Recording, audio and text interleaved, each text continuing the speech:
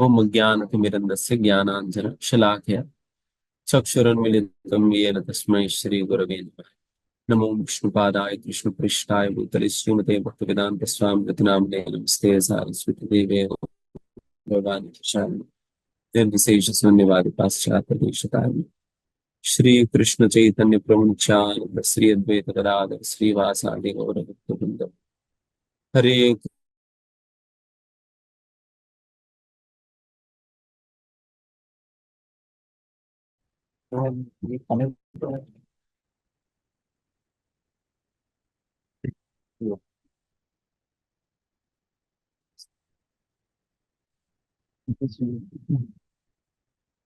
आप सभी को स्वागत है। आज हम एक विशेष टॉपिक पर हम चर्चा करेंगे। ये भागवतम में उद्धव गीता के अंतर्गत एक श्लोक आता है, अ, जिसमें गुरु की गुरु की महिमा और भक्तों के संगति की महिमा इत्यादि यहाँ पर मनुष्य जीवन प्राप्त करने की अ, दुर्लभता, उसकी महिमा के विषय में इस श्लोका के अंतर्गत डिस्कस किया जाता है। ये भागवतम की 11वां स्कंद में 20वां अध्याय की 17वां श्लोका है। 11, 20, 17 श्लोका है। नृदेहमाद्यं सुलभं सुदुर्लभं प्लवं सुकल्पं गुरुकर्णधारम् मयानुकूलेन न भस्वतेरितं पुमान् भवाब्धिं न तरेत् स आत्मः। इस श्लोका में एक तो मनुष्य जीवन की महत्व के विषय में समझाते हुए इसमें ये भी बताए जा रहे हैं कि गुरु की महिमा एंड शास्त्र में बताए गए नीति नियमों का महत्व हमारे जीवन के अंतर्गत, एंड जो लोग इस प्रकार के मनुष्य जीवन का प्रयोग सही प्रकार से भगवत प्राप्ति के लिए और इस भव सागर को पार करने के लिए नहीं करता है, उनका क्या गति है। तो इसके विषय में इस श्लोका के अंतर्गत चर्चा किया जा रहा है। जैसे इसमें कह रहे हैं कि नृदेह आद्यम, नृदेहम मतलब ये मनुष्य शरीर प्राप्त करना, सुलभम सुदुर्लभम। बेसिकली ये तीन क्वालिफिकेशंस चर्चा किया जा रहे हैं। ये मनुष्य शरीर, मनुष्य योनि प्राप्त करने के संबंध में आद्यम सुलभम सुदुर्लभम, आद्यम सुलभम सुदुर्लभम। कहते हैं कि ये मनुष्य जीवन जो है सुलभ, बहुत आसानी से हमें प्राप्त हुई है। आसानी से प्राप्त होने का मतलब ये नहीं कि हमें बहुत इजीली प्राप्त हुआ करके भी नहीं है, बल्कि ये इस प्रकार की इस सुलभम शब्द का मतलब ये तात्पर्य में श्रील प्रभुपाद जी के इस प्रकार समझाते हैं कि ये ऑटोमेटिकली हमें प्राप्त हुई है। हम जैसे एवोल्यूशन प्रोसेस में, जैसा ह्यूमन एवोल्यूशन प्रोसेस जो होता है, उसके अंतर्गत एक एक योनि के थ्रू पास करते करते करते हम मनुष्य योनि को हमें प्राप्त किया हुआ है, मनुष्य योनि को प्राप्त किया हुआ है। तो उस प्रकार से हमें पता भी नहीं चला किस प्रकार से मनुष्य योनि प्राप्त हो गई है, बट हमें मिल गई है। हमें पता नहीं है कि हमने किस प्रकार के कष्ट उठाए, कितने योनियों के थ्रू गुजरते हुए हमें इस मनुष्य योनि को प्राप्त करना पड़ता है। तो ये सारे ना समझने के बावजूद भी हमें मनुष्य योनि मिल गया। एंड फिर उसके ऊपर ये भी कहते हैं कि सुदुर्लभम, बहुत ही दुर्लभ है मनुष्य योनि प्राप्त करना। मनुष्य योनि प्राप्त करना बहुत ही दुर्लभ है। इस इतना इतना आसानी से किसी को भी प्राप्त नहीं होता है। वैसा तो अब देखे कितने कितने मनुष्य इस धरती पर है। वैसा तो आज की गणना के हिसाब से देखा जाए तो लगभग 8 अरब लोग, 800 करोड़ जनसंख्या है आज के समय पर। अगर हम सारा जीवों की संख्या अगर गिना जाए, केवल आप जिस कमरे में अभी के समय पर बैठे हो ना, अगर उस कमरे के अंतर्गत भी जीवों की संख्या गिना जाए, वो 8 अरब से ज्यादा ही होगा। जिस कमरे में आप बैठे हो उस कमरे में जीवों की संख्या अगर गिना जाए, वो संख्या भी 8 अरब से ज्यादा होगा। देन फिर पूरा पृथ्वी भर में जितने जीवों की संख्या है उसका गणना ही क्या करेंगे। इतने जीवों के बीच में आपको चुना गया है इस मनुष्य जीवन देने के लिए। You are we are all the chosen ones, हम सभी लोगों को चुना गया है ये मनुष्य जीवन देकर। तो बहुत ही दुर्लभ रूप से ही ये मनुष्य जीवन प्राप्त होता है। बहुत दुर्लभ प्रकार से मनुष्य जीवन प्राप्त होता है। इतने अरबों मतलब इतने लाखों की संख्या में जो योनियां हैं, उन सारा योनियों में ये मनुष्य योनि बहुत ही दुर्लभ है, जो कि उस प्रकार के मनुष्य योनि हमें प्राप्त हुई है। इसलिए यहाँ पर बताया जाता है सुदुर्लभम। एंड यही बात कई सारे आचार्य भी और कई अन्य श्लोकों में भी इस प्रकार से कहा जाता है। जैसा हम बजहुरे मना भजन में भी जो हम गाते हैं उसमें भी कहा जाता दुर्लभम मनुष्य जन्म। ये मनुष्य जन्म ही बहुत दुर्लभ है, उसके अंतर्गत भक्तों का संगति मिलना और दुर्लभ है। हम्म, उसमें भक्तों को संगति मिलना और ज्यादा दुर्लभ है, मनुष्य जीवन मिलना ही दुर्लभ है। तो देन फिर कहते हैं एंड वैसे ही प्रहलाद महाराज भी तो कहते हैं मनुष्य जीवन की दुर्लभता के विषय में। प्रहलाद महाराज भी बात करते हैं उनकी प्रार्थनाओं में। एंड फिर जैसा मन तीसरा क्वालिफिकेशन ये बताइए आद्यम। आद्यम आद्यम एंड चौथा क्वालिफिकेशन बताइए सुकल्पम। आद्यम सुकल्पम ये लगभग सिमिलर क्वालिफिकेशंस है। इसमें बताई जा रही है कि आद्यम शब्द का अर्थ ये होता है कि the source of all favourable results, हर प्रकार की अनुकूल चीजों को प्रदान करने में समर्थ। एंड सुकल्पम का मतलब है जिस उद्देश्य के लिए मनुष्य जीवन दी गई है उस उद्देश्य को प्राप्त करने के लिए हर प्रकार से समर्थ। हर प्रकार से समर्थ। उस प्रकार से जो भी मनुष्य देह हमें दी गई है, जिसमें हम लोग अनेक प्रकार की गलतियां और त्रुटियां ढूंढते हैं। प्रभु जी मेरा परिस्थितियां ठीक नहीं है, मेरा शरीर खराब निकला है, तो ये है वो है करके इतना सारा कमियां हमें अपने जीवन के अंतर्गत हमारा शरीर को लेकर हो, हमारा परिस्थितियों को लेकर हो दिखाई पड़ता है।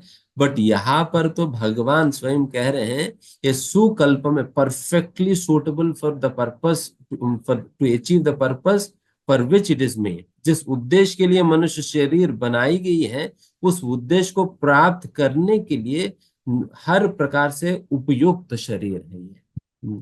तभी ही भगवान ईशोपनिषद, तभी ही ईशोपनिषद के अंतर्गत इस प्रकार से कहा जाता है ओम पूर्णमदः पूर्णम पूर्णात् पूर्णमुदच्यते पूर्णस्य पूर्णमादाय पूर्णमेवावशिष्यते। उसमें तो कहा जा रहा है जो कुछ भी पूर्ण से निकलता है वो अपने आप में पूर्ण है। तो इसका मतलब ये जो शरीर जो भगवान से ही, तो ये जो शरीर है ये मनुष्य जीवन जो ये भी तो भगवान से ही प्रकट हुई है, तो फिर ये भी तो जिस पूर्ण होना ही चाहिए। अगर पूर्ण होने का मतलब है जिस उद्देश्य के लिए जो शरीर बनाई गई है उस उद्देश्य को प्राप्त करने के लिए पूर्ण है। जब हम इस शरीर का प्रयोग इस उद्देश्य के विपरीत जब हम इसकी प्रयोग करने लगेंगे तब हमें इस जीवन के अंतर्गत अनेक प्रकार की कमियां नजर आएंगी। अनेक प्रकार की कमियां नजर आएंगी। तो इसलिए मतलब वैसे वैसा तो कोई भी वस्तु जब बनाया जाता है एक उद्देश्य के साथ ही वस्तु बनाई जाता है। जैसे मान लो जिस लैपटॉप से मैं अभी प्रवचन दे रहा हूं, ये लैपटॉप एक पर्टिकुलर उद्देश्य के साथ ही तो बनाई गई है। एक पर्टिकुलर उद्देश्य के साथ बनाई गई है। ठीक है, आप इस प्रकार से अपने मेल एक्सेस कर सकते हो, डॉक्यूमेंट बना सकते हो, जूम क्लासेस ले सकते हो, इंटरनेट एक्सेस कर सकते हो। तो इस प्रकार के कार्यक्रम के लिए बनाई गई। बट इस लैपटॉप को मैं क्रिकेट ग्राउंड में ले जाकर वहां पर एक क्रिकेट बैट की तरह बॉल को मारने के लिए उपयोग करूं तो क्रिकेट ग्राउंड में ले जाकर बॉल मारने के लिए अगर क्रिकेट बैट की तरह इस लैपटॉप को उपयोग करूं तो देन फिर एक ही बॉल में मेरा लैपटॉप टूट जाएगी। देन मैं रोता रहूंगा अरे ये एप्पल वालों ने कौन सा लैपटॉप बनाया है। 1 लाख रुपए देकर मैंने खरीदा बट एक बॉल मारने का भी काम नहीं आया।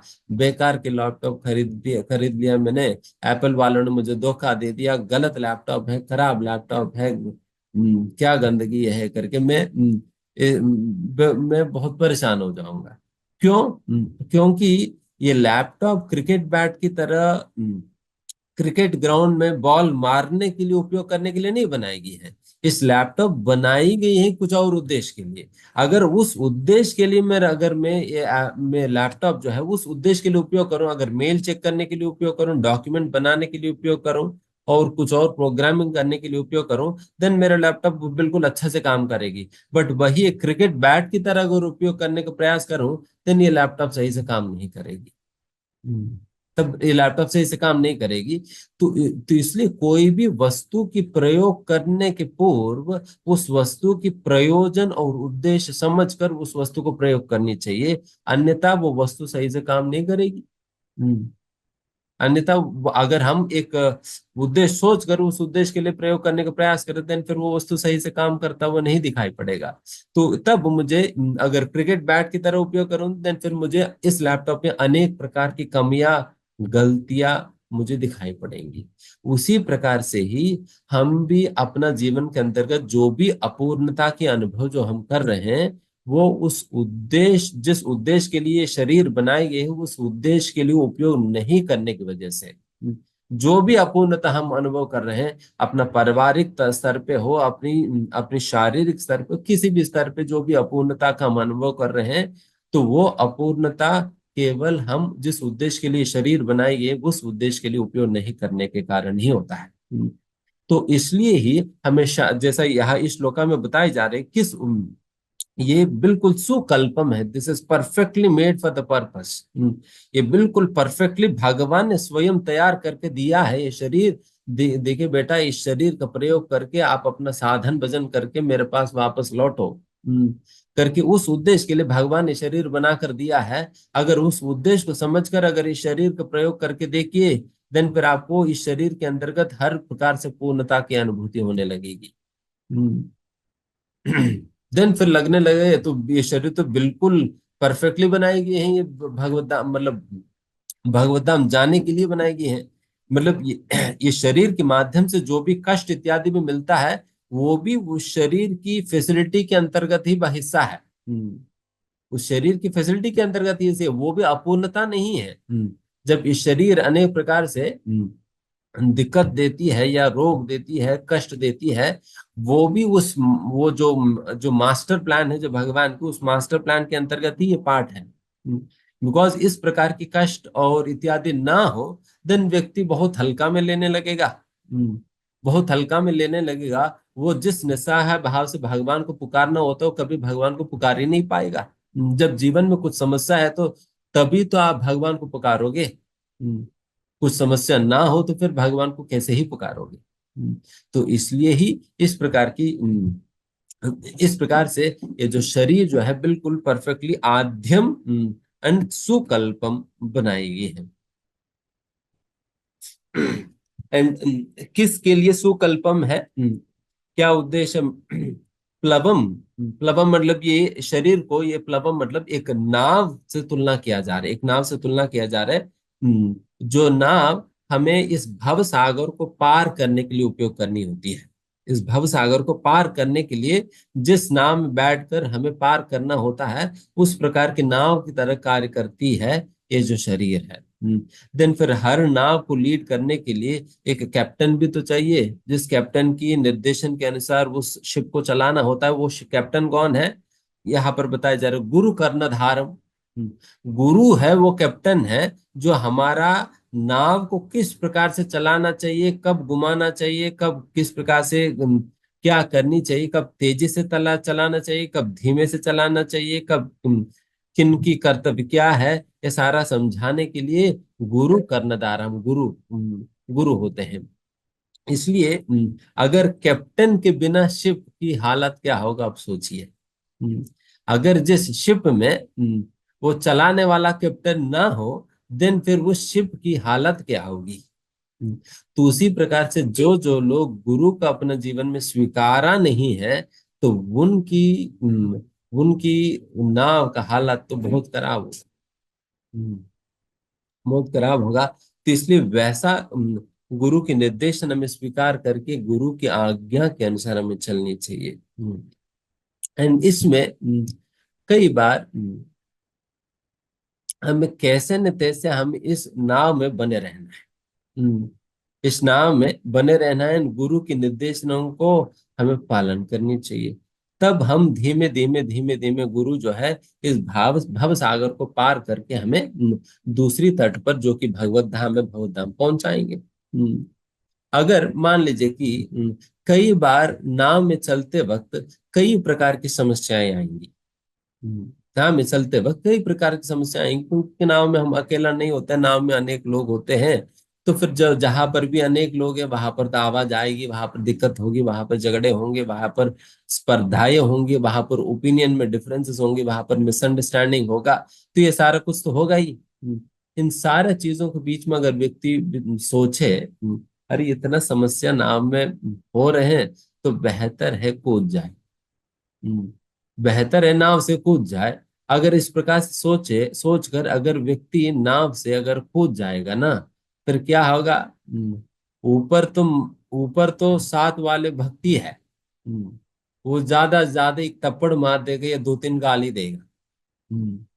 बट नीचे कूदेंगे ना, वहां पर तो तिमिंगल पड़ा हुआ है।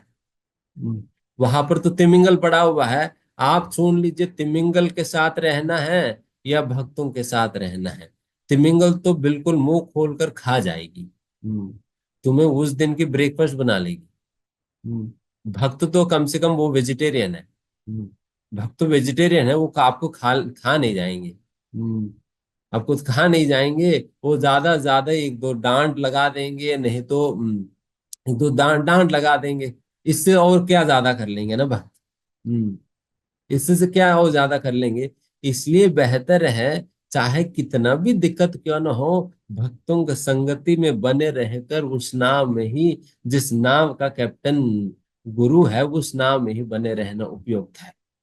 अगर व्यक्ति सोचे अगर नहीं मुझे कूद जाना है, देन फिर वहां पर तो तिमिंगल है, स्टार फिश है, ऑक्टोपस है, ये है वो है। वो सारा कुछ को आपको आपकी जान ले लेगी। उन्हीं चीजों से बचने के लिए तो हम कैसे न तैसे इस नाव में चढ़े हैं ना। उन्हीं चीजों से बचने के लिए। तो इसलिए आप छोड़ लेना कि क्या हम तिमिंगल की ब्रेकफास्ट बनना चाहेंगे, या उससे बेहतर भक्तों की दो तीन डांट सुन लेना बेहतर है।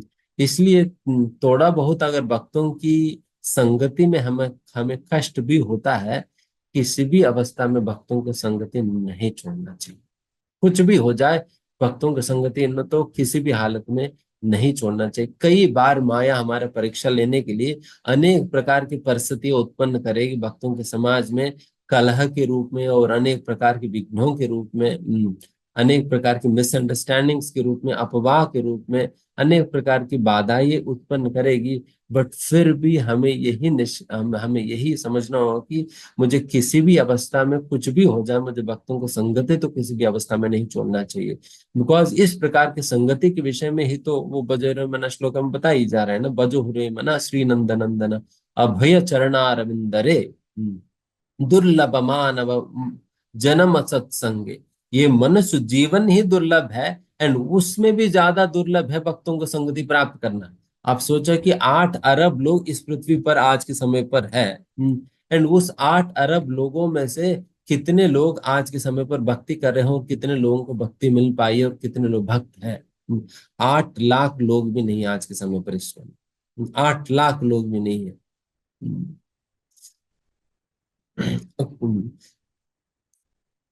मतलब कितने दीक्षित भक्तों का अगर गणना की जाए, मुश्किल से 2 से 2.5 लाख लोग होंगे बस। मतलब इस्कॉन की मतलब इतना जो भी प्रचार विचार चल रहे हैं, इतना सारा प्रचार के बाद भी मुश्किल से 2-2.5 लाख लोग ही दीक्षा लिया हुआ है आज के समय पर। मतलब बिल्कुल इस्कॉन की शुरुआत से लेकर आज तक की बात कर रहे हैं हम। इस्कॉन की शुरुआत से लेकर आज तक की बात कर रहे हैं। केवल 2.5 लाख लोग, मतलब 8 अरब लोगों में से 2.5 लाख लोगों की आप परसेंटेज निकाल लेना, कितना कितना मुश्किल है। और वैसा जो दुर्लभ है, और वो चीज हमें प्राप्त होगी। पता नहीं कौन सा लॉटरी लग गया, बट लग गया तो लग गया। हम्म। तो इस प्रकार की लॉटरी जब लग गई है, फिर भी अगर व्यक्ति अगर नाव छोड़कर अगर कूदना चाहे तो फिर क्या करे? एक पागलपन नहीं है तो और क्या कहे? पागलपन नहीं तो और क्या कहे? तो उस प्रकार की परिस्थिति, उस प्रकार की परीक्षाएं हमारा बारंबार लिया जाता है।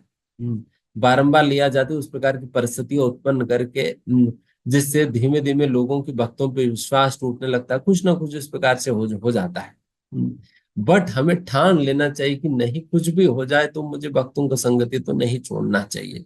व्यक्ति कई बार सोचने लगता है, प्रभु जी इतना सारा समस्याओं के बीच में, भक्तों के बीच में क्यों रहूं, तो फिर मैं, आप माला ही तो करना है, तो मैं घर में बैठे बैठे माला कर लूं, वहां पर हमारे लड्डू गोपाल जी है, उनके अभिषेक करके फिर वहीं पर भोग लगाकर वही रह जाऊंगा, फिर क्या है, फिर वहां पर भी तो घर पे भी तो भक्ति हो जाएगी। क्या मंदिर आना है, क्या भक्तों की संगति में जाना है। नहीं, इसके लिए प्रभुपाद जी कहते हैं, वन हु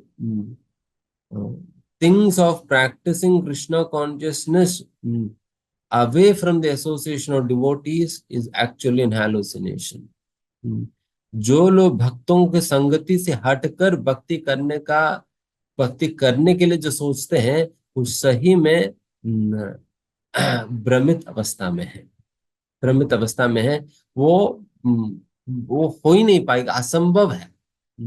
असंभव है अगर अकेला रहकर, बिकॉज निर्जन भजन तो केवल भाव की अवस्था में ही यह संभव है। भाव के स्तर पर जो श्रद्धा से प्रेम तक जो सोपान है, उस सोपान में जो व्यक्ति भाव के स्तर को पाता है, उस भाव के स्तर पे ही ये संभव हो पाता है असलियत में, ये भक्ति निर्जन मतलब अकेला में कर पाना।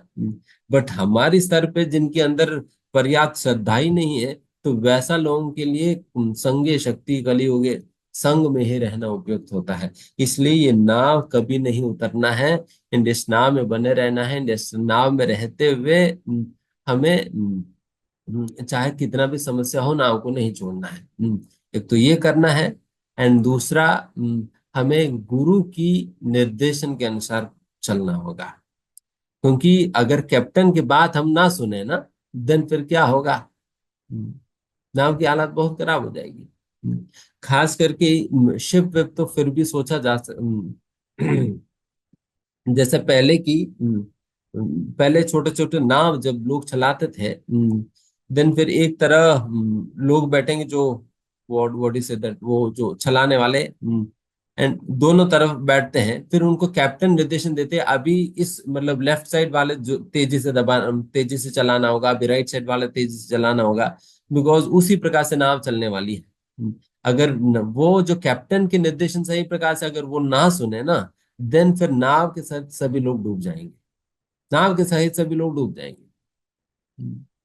तो इसलिए बहुत डेंजरस हो जाता है अगर हम गुरु के निर्देशनों का अगर पालन ना करें। एंड फिर उसके आगे कहते, मयानुकूलेन नभस्वतेरितम। नभस्वता मतलब ये जो हवा, हवा जो चलती है, वो हवा का, हवा जो वो जो चलती है, वो उसका कंपेयर किया जा रहे हैं ये शास्त्रों में दिए गए निर्देशनों के साथ।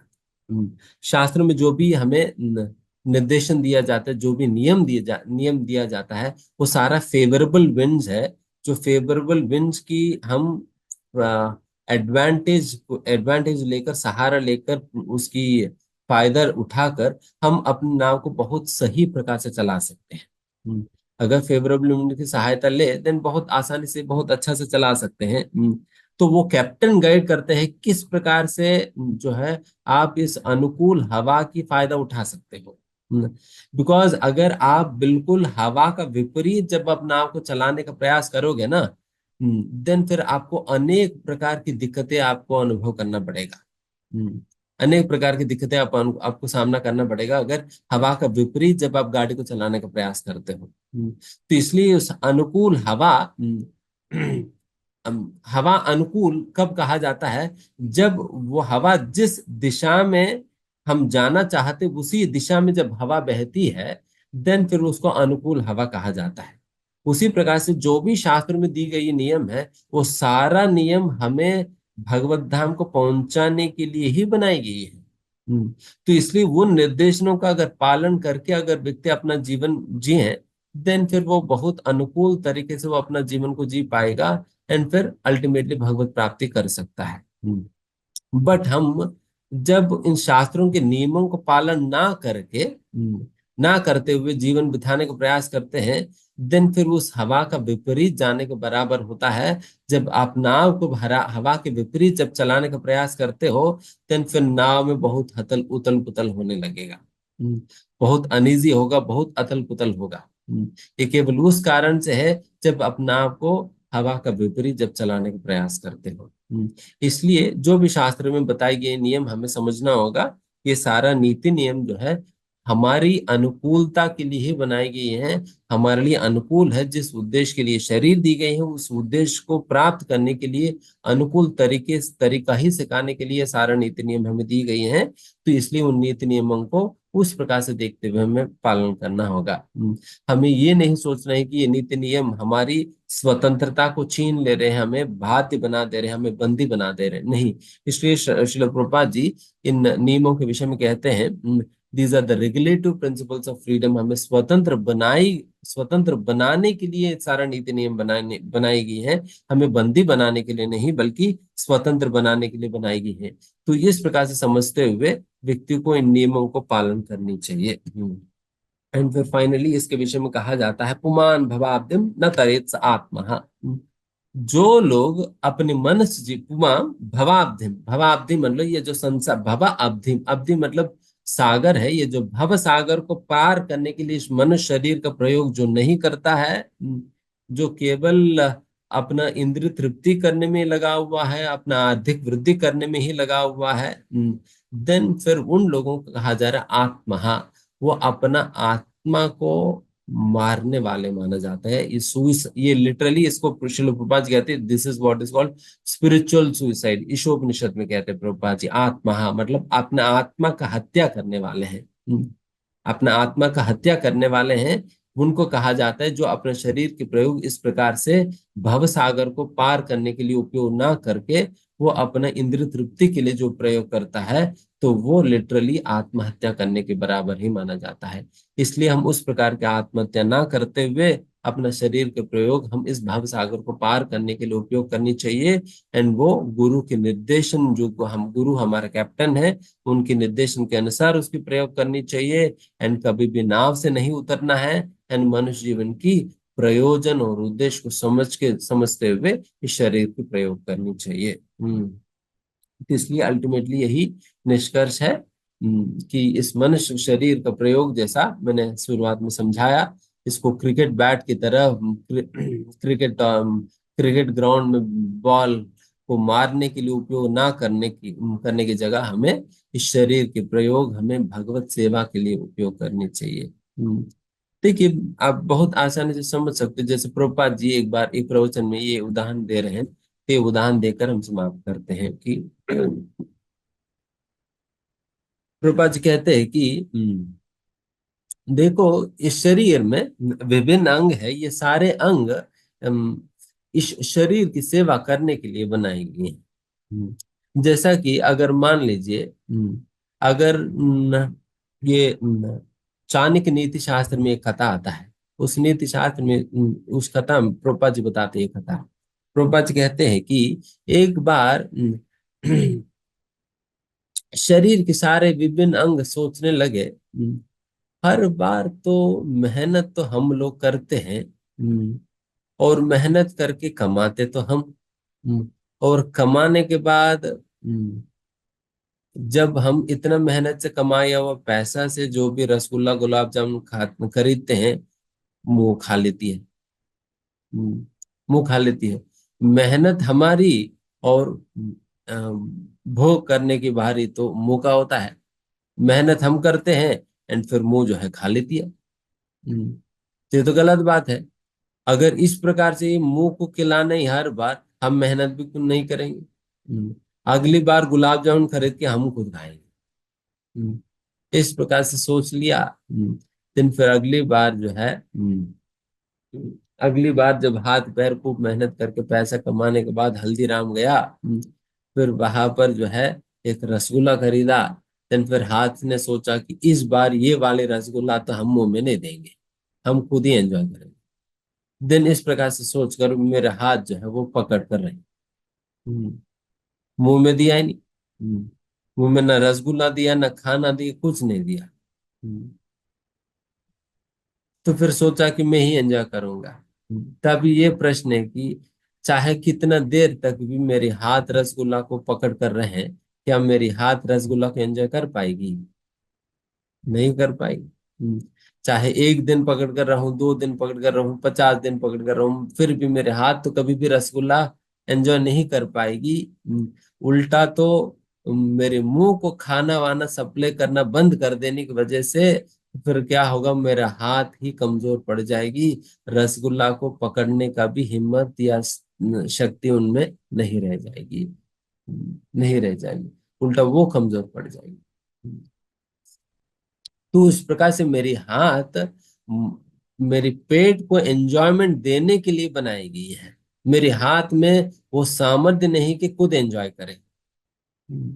खुद एंजॉय करे। मेरी हाथ बनाई इस प्रकार से गई है कि एंजॉयमेंट देने के लिए बनाई गई। उसी प्रकार से ही जो हमें, ये जो जीव जो बनाया गया है, वो जीव भगवान को एंजॉयमेंट देने के लिए बनाया गया है। वो एंजॉयमेंट लेने के लिए नहीं बनाएगी। इसलिए जीव चाहे कितना भी प्रयास करे, मेरा हाथ जिस प्रकार से रसगुल्ला नहीं खा सकती है, उसी प्रकार से जीव चाहे कितना भी प्रयास करे एंजॉय करने का, इंद्रिय तृप्ति करने का, वो अपने इंद्रियों को वो तृप्त कर ही नहीं सकता है। वो अपने इंद्रियों को उल्टा वो तो कमजोर पड़ेगा, बल्कि वो एंजॉयमेंट देने के लिए बनाया गया। तो इसलिए जीव का मुख्य कर्तव्य होता है भगवान को एंजॉयमेंट देना। एंजॉयमेंट देना भगवान की सेवा करने के लिए बनाई गई है। जब हम इस शरीर का प्रयोग भगवान की सेवा करने के लिए, भगवान को एंजॉयमेंट देने के लिए प्रयोग करेंगे, तब जाकर इस शरीर की पूर्णता, हमारा जीवन की पूर्णता, हमारा परिस्थितियों की पूर्णता हम अनुभव कर पाएंगे। है ना? तो इसलिए यही बात इस श्लोका के अंतर्गत बताई गई। तो इसके साथ हम ये समाप्त करना चाहेंगे। धन्यवाद। Hare Krishna. Thank you very much प्रभु जी आज के इस सत्र के लिए। तो क्वेश्चंस का टाइम नहीं है, तो हम आज के सत्र को अब यहीं विराम देना चाहेंगे। कल पुनः गुरु महाराज जी के सानिध्य में नाम जप और टॉप फिल्म में एकत्रित होंगे। और आइए हमारी परंपरागत पद्धति महामंत्र का उच्चारण करके श्रीमान वेदांत चैतन्य प्रभु का आभार व्यक्त करते हैं आज के इस टॉक के लिए। जब प्रभु जी के आज के विषय को टच किया तो श्री प्रभुपाद का एक कोटेशन याद आ रहा था, just share Prabhu ji. And Prabhupada कहते हैं, अंग्रेजी में है कि स्पिरिचुअल लाइफ में be difficult, material life is impossible. तो श्री प्रभुपाद कहते हैं कि आध्यात्मिक जीवन मुश्किल हो सकता है, जैसे प्रभु जी कह रहे थे कि बोट से नहीं, नाव से नहीं उतरना है, लेकिन भौतिक जीवन तो असंभव ही है। तो बहुत बहुत धन्यवाद श्रीमान वेदांत चंद्र प्रभु पुनः आज के टॉक के लिए। हरे कृष्णा कृष्ण कृष्ण हरे हरे, हरे राम राम राम हरे हरे। श्री राम प्रभु की जय। हरे कृष्ण महामंत्र की जय। श्रील प्रभुपाद की जय। परम पूज्य श्री लोकनाथ स्वामी गुरु महाराज की जय। वाञ्छाकल्पतरुभ्यश्च कृपा सिन्धुभ्य एव च पतितानां पावनेभ्यो वैष्णवेभ्यो नमो नमः। अनंत कोटि वैष्णव वृंद की जय।